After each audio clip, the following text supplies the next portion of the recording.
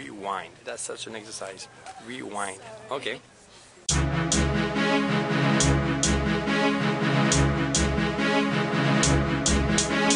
Hi, I'm David Guetta, and you're watching RewindMag.com.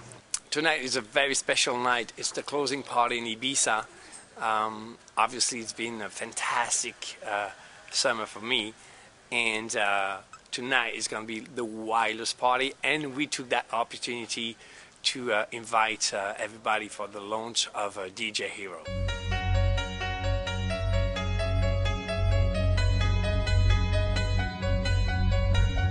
It's complicated, it always is.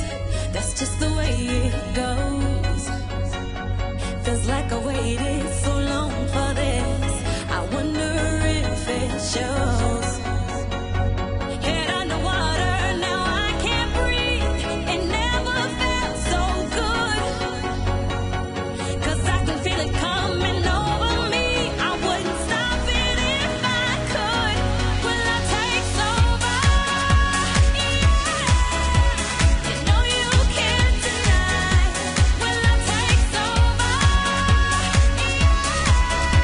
'Cause something's here tonight. I know it sounds crazy, but I was a DJ before house music existed. So I used to play funk and new wave, and what is interesting is that at the time I was working in a gay club, and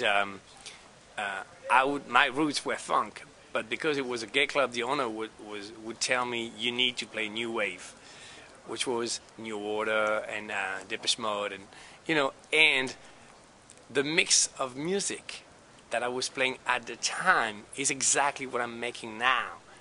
That cold electro sound with some funky melodies, and it's really amazing to see that what I was playing when I was 17 is kind of what I'm producing right now. When I was, I think, 16, I was, practicing my DJing every day after school. And once in a while, I would throw a basement party. It was my basement, so pretty small, for like 60 people.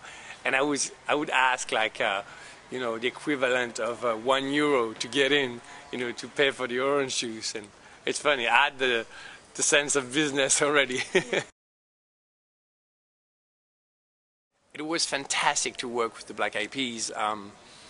Actually, what made me make my album the way I made it, One Love, is really that bridge between electronic music from Europe and urban culture from America. And first I met Kelly Rowland, and we had as a first experience that huge When Love Takes Over song, and we were like, whoa, we're clicking, it works. And that was my first experience with an R&B singer. And almost on the same week, will.i.am called me and asked me for some tracks for the Black Eyed Peas album.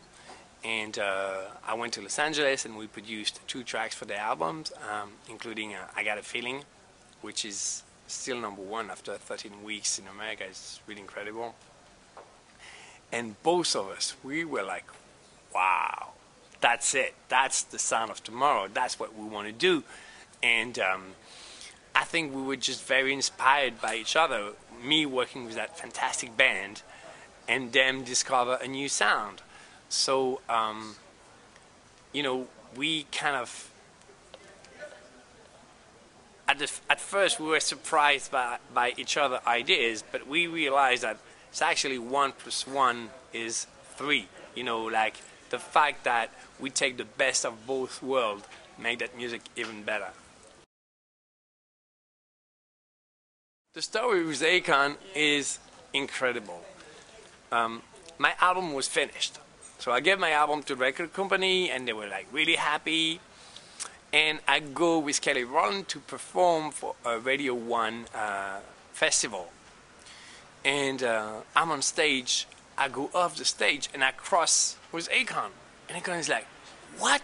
It's you again? So one of his favorite tracks was Love Is Gone from my previous album. And he's like, now when love takes over, wait for me. So he goes on stage, he performs the song, and he comes back and we need to work together.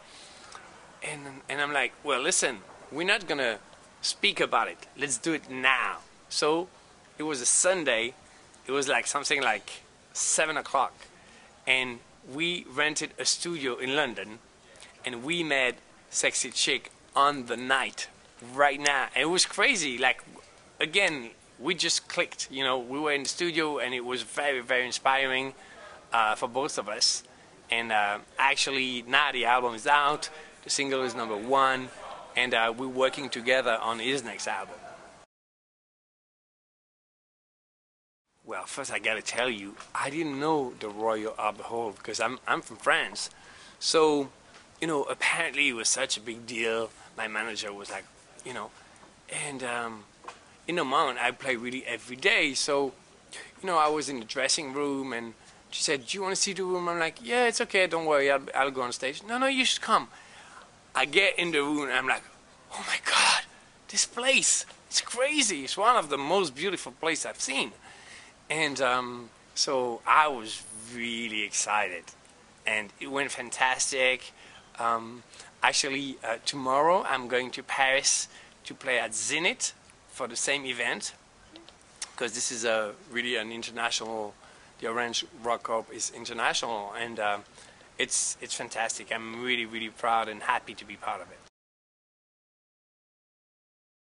First, I gotta be. How do you say? I got to be loyal to my friends, the people that have been there for me on my album.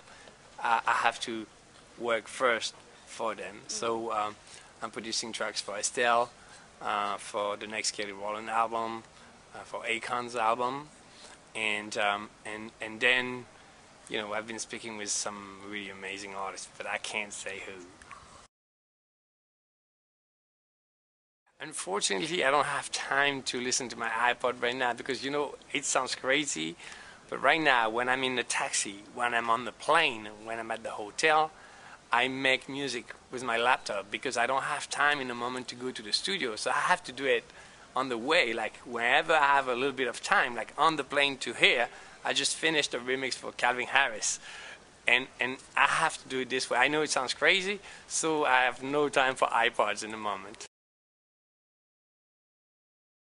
Well, there's many tracks that get everybody dancing. Obviously, you know, my tracks, because when I perform, people love to hear me playing my tracks. When Love Takes Over, Sexy Bitch, and I have to say that I got a feeling, you know, when I drop that, it's crazy because the people the clubbers that come to see me often, they recognize my sound with the guitar of Love Is Gone and everything, and it's just crazy because it's a song that makes you feel happy. And, you know, it's a difficult moment for many people, so I think to have such a positive message is a really good thing right now. When love takes over, when love takes over, when love takes over.